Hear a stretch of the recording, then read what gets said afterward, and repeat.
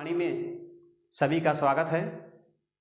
आज हम संस्कृत LT-TGT के पाठ्यक्रम में निर्धारित श्रीमद् भागवत गीता के द्वितीय अध्याय का अध्ययन कर रहे हैं। मित्रों, इसके पहले हम लोग 7 श्लोक का अध्ययन कर चुके हैं। आज 8वें श्लोक का अध्ययन हम लोग करेंगे। कुरुक्षेत्र के मैदान में भगवान श्री कृष्ण और अर्जुन का रथ दोनों सेनाओं के मध्य में जाकर खड़ा हुआ है। उस पर बैठे हुए अर्जुन भगवान से कह रहे हैं कि प्रभु, मैं नहीं समझ पा रहा हूँ कि मेरे लिए युद्ध करना उचित है कि मेरे लिए युद्ध करना उचित नहीं है। देखिए मित्रों, जो व्यक्ति संशय में होता है, चिंता में होता है, वास्तव में उसकी बुद्धि काम नहीं करती है। तो अर्जुन भी विषादग्रस्त हैं, और हो भी क्यों ना, क्योंकि दुर्योधन अर्जुन का तो भाई ही है। तो भाई होने के नाते अर्जुन के मन में शोक की लहर उनके हृदय में व्याप्त हो चुका है, जिसके कारण उनको निर्णय लेने में असुविधा हो रही है। तो जो अर्जुन की समस्या है, आगे उनकी और क्या समस्या है, आइए हम उसको 8वें श्लोक के माध्यम से जानने का प्रयास करते हैं। आइए पहले हम इसका सस्वर वाचन करते हैं, फिर इसका जो है अर्थ जानते हैं। न हि प्रपश्यामि ममापनुद्यात् यच्छोकमुच्छोषणमिन्द्रियाणाम् अवाप्य भूमावसपत्नमृद्धं राज्यं सुराणामपि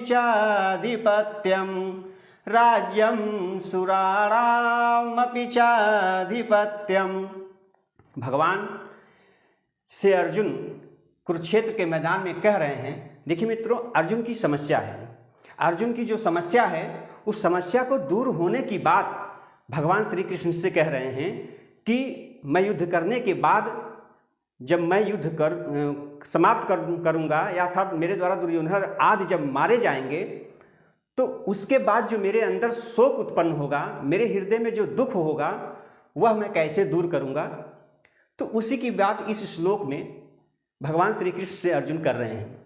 कह रहे हैं, न प्रपश्यामि, मैं नहीं समझ पा रहा हूँ, मैं नहीं सोच पा रहा हूं।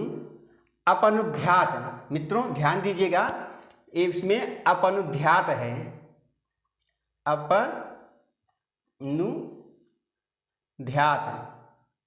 अपनुध्यात मतलब कैसे, मतलब दूर होवे। तो वास्तव में क्या अर्जुन क्या करें, कैसे दूर होवे, वह मैं जो है नहीं समझ पा रहा हूं, नहीं सोच पा रहा हूं। अर्थात दूर होने का कोई रास्ता मेरे अंदर, मेरे विचार में नहीं आ रहा है कि मेरे अंदर जो समस्या है, जो दुख है, उसको मैं कैसे दूर करूंगा। तो आइए अर्जुन की जो समस्या है, जो दुख है, आगे अर्जुन अपने दुख को व्यक्त कर रहे हैं भगवान श्री कृष्ण से। कह रहे हैं कि मम, मेरी इंद्रियाणाम, इंद्रियों को, शोकम, सुखा देने वाला, यत। मित्रों देखिए, यहाँ पे अपनुध्यात, यहाँ से त जो है यहाँ चला गया है, यह बचा है, और यह से यत, यहाँ पे जो है त इश्चुत संधि है, यत यहाँ स हो गया है शोकम। तो कह रहे हैं कि मेरी इंद्रियों को शोषणम माने सुखा देने वाला, यत माने जो, शोकम माने शोक है, अपनुध्यात, अपनुध्यात कैसे दूर होवे, न ही प्रपश्यामि, मैं उसके विषय में नहीं सोच पा रहा हूं। अर्थात उस दुख का, जो इंद्रियों को सुखा देने वाला, जो मेरी इंद्रियों को सुखा देने वाला जो दुख है, उसको दूर करने का मेरे अंदर कोई विकल्प नहीं आ रहा है कि मैं उसको कैसे दूर करूंगा। बोले अर्जुन कह रहे हैं कि कब, बता रहे हैं अर्जुन कि कब, कि कह रहे हैं कि भूमौ, सप्तमी एक वचन है, भूमि पर, भूमि पर अर्थात हस्तिनापुर की भूमि पर, असपत्नम मतलब शत्रुविहीन, और रिद्धम मतलब धन धान से युक्त, हस्तिनापुर की भूमि पर असपत्नम मतलब शत्रुविहीन और रिद्धम धन धान्य और रुपया पैसा से युक्त राज्यम राज्य को अवाप्य प्राप्त करके लेप प्रत्यय करके अर्थ में प्रयोग होता है। मित्रों ध्यान दीजिएगा कि इस हस्तिनापुर की भूमि पर असपत्नम शत्रुविहीन और धन धान्य से युक्त राज्यम राज्य को अवाप्य माने प्राप्त करके क्या और क्या कह रहे हैं अर्जुन, इतना ही नहीं कह रहे हे प्रभु, इतना ही नहीं अभी और हमारी बात है, अपनी बात को आगे और बता रहे हैं कि च और सुराराम अपि कह रहे हैं कि देवताओं का स्वामी, आधिपत्य माने स्वामी अर्थात मालिक, अगर हम देवताओं का स्वामी भी आधिपत्य माने बन जाएं, मतलब अधिकार प्राप्त कर लें अर्थात देवताओं पर मेरा मालिकाना हक हो जाए, तो भी मेरी इंद्रियों को, मम माने मेरी, इंद्रिया नाम माने इंद्रियों को, शोषणम सुखा देने वाला, यत माने जो, शोकम मतलब शोक है, अपनुध्यात माने दूर होवे, मतलब अर्थात वो कह रहे हैं कि कैसे दूर होवे, ये बात कह रहे हैं अर्जुन किससे, भगवान श्री कृष्ण से। न प्रपश्यामि मैं उसके लिए समझ नहीं पा रहा हूं, अर्थात उसके लिए मुझे कोई रास्ता नहीं दिखाई दे रहा है।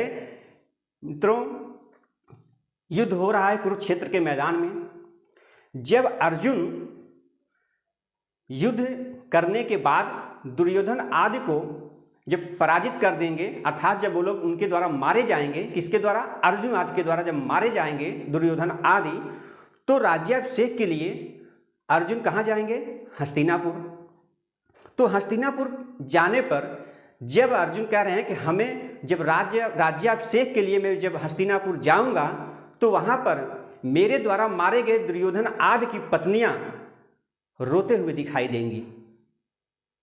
मित्रों ये स्वाभाविक है कि अगर किसी का पति अगर दुनिया को छोड़कर चला जाए तो पत्नी के लिए सबसे बड़ा कष्ट होता है।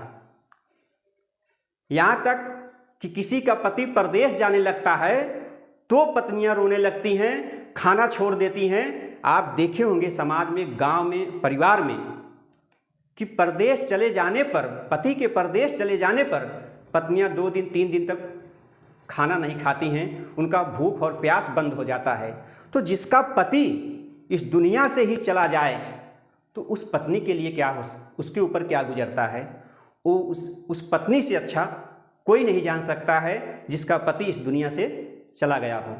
तो वही कह रहे हैं अर्जुन भगवान श्री कृष्ण से कि प्रभु मैं जब हस्तिनापुर में राज्याभिषेक के लिए जाऊंगा तो दुर्योधन आदि की जो पत्नियां हैं वो हमें रोते हुए दिखाई देंगी, और मैं उनके रोते हुए देख करके मेरी इंद्रियों को, कह रहे हैं उनको रोते हुए देखने पर शोषणम, तो उनको चिंता होगी। किसको, अर्जुन को रोते हुए देखने पर उनको चिंता नहीं होगी। भाई दुर्योधन तो उनका भाई ही है, अगर भाभी किसी को रो रही हो तो ऐसा कौन सा परिवार का सदस्य हो जो दुखी ना हो। तो अर्जुन तो वही ही बात कर रहे हैं, परिवार से ही सटी हुई बात, परिवार से लगाव वाली बात तो ही अर्जुन कह रहे हैं भगवान श्री कृष्ण से कि मेरी इंद्रियों को, मम मेरी इंद्रियों को शोषणम मतलब इसका अर्थ एक तरह से आप देख लें कि अर्जुन कह रहे हैं कि प्रभु भूख प्यास बंद कर देने वाला है। जब इंद्रियां काम करना बंद कर देती हैं तो आपका किसी भी चीज़ का आभास नहीं होता है। जैसे जीभ अगर अपने स्वादपन का त्याग कर दे तो अपने जो है उस स्वाद आप कैसे ले पाएंगे। अगर जीभ अपने जीभ से ही स्वाद को ग्रहण किया जाता है, तो अगर वह अपने स्वाभाविक गुण स्वाद को त्याग दे तो आपको स्वाद पता चलेगा, कभी नहीं पता चलेगा। और आँख अगर देखना बंद कर दे तो आँख देखने के गुण को त्याग देता है, अर्थात आँख के देखने का गुण समाप्त हो जाता है। आँख का क्या महत्व, कोई महत्व नहीं रह जाता है। तो वही कह रहे हैं कि मुझे इतना, मतलब उन पत्नियों को रोते हुए देखकर मेरे अंदर इतनी भारी विरह वेदना उत्पन्न होगी कि मुझे इतना दुख होगा मेरे अंदर कि मेरा भूख और प्यास सब बंद हो जाएगा, मुझे भूख और प्यास तक नहीं लगेगा। इस प्रकार का यत माने जो, शोकम माने शोक है, अपनुध्यात दूर होवे, अर्थात वो कह रहे हैं कैसे दूर होवे, न प्रपश्यामि, मैं उसके विषय में कोई रास्ता नहीं ढूंढ पा रहा हूँ, उसके विषय में मुझे कोई उपाय नहीं आ रहा है, मेरे विचार में कोई उपाय नहीं आ रहा है। तो अर्जुन भगवान से अपनी दुख को दूर करने की बात कर रहे हैं कुरुक्षेत्र के मैदान में। मित्रों ध्यान दीजिएगा, भूमौ में सप्तमी एक वचन है, भूमि पर। तो अर्जुन हस्तिनापुर में जब राज्याभिषेक करने के लिए जाएंगे, कह रहे हैं कि जब मैं हस्तिनापुर की भूमि पर राज्याभिषेक के लिए जाऊंगा तो असपत्नम, शत्रुविहीन और रिद्धम, धन धान से युक्त राज्य को, असपत्नम और रिद्धम विशेषण किसका है? राज्यम का। मतलब कि शत्रुविहीन अर्थात जिस राज्य में, ऐसे राज्य को मैं प्राप्त करूंगा जहां पर मेरा कोई शत्रु नहीं होगा। जब कुरुक्षेत्र के मैदान में दुर्योधन आदि को पराजित कर अर्जुन के द्वारा आदि के द्वारा मारे जाएंगे तो हस्तिनापुर में उनका स्वाभाविक है कोई शत्रु भी नहीं बचेगा।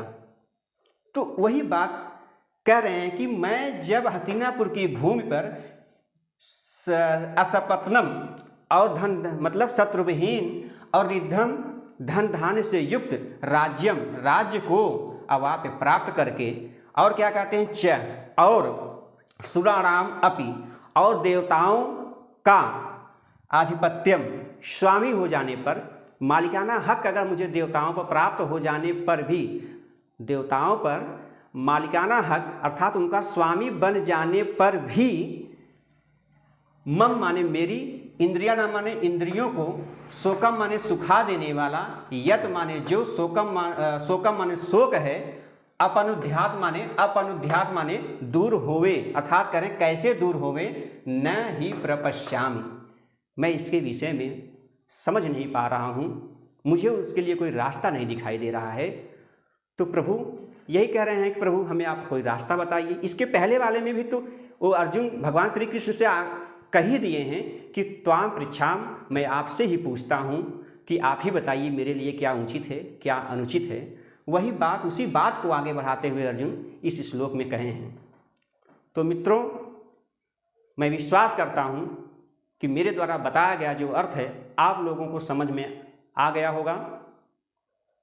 आप लोगों से एक विनम्र निवेदन है कि आप लोग मेरे चैनल को लाइक एवं सब्सक्राइब जरूर करिएगा और साथ ही साथ मित्रों को शेयर भी करिएगा। धन्यवाद।